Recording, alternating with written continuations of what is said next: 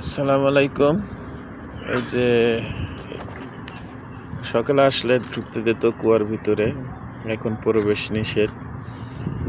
এটা হয়েছিল সেই কুয়া যেটা আমাদের রাসূলুল্লাহ সাল্লাল্লাহু আলাইহি সাল্লাম মৃত্যুর পরে এই কুয়া থেকে পানি উঠে তাকে গোসল দেওয়া হয়, তারপর দাফন কাফন করা হয়।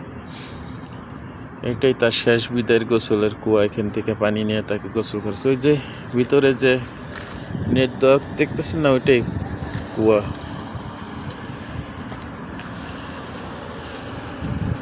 এই যে কুয়ার আকৃতি দেওয়া আছে, নলকূপ যেটা বলে।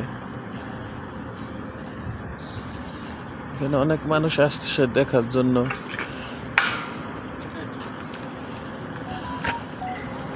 জায়গার ভিতরে এখন প্রবেশ নিষেধ,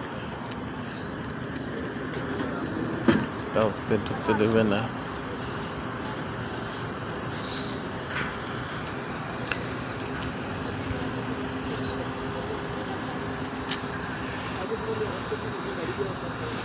এই যে সে কুয়া।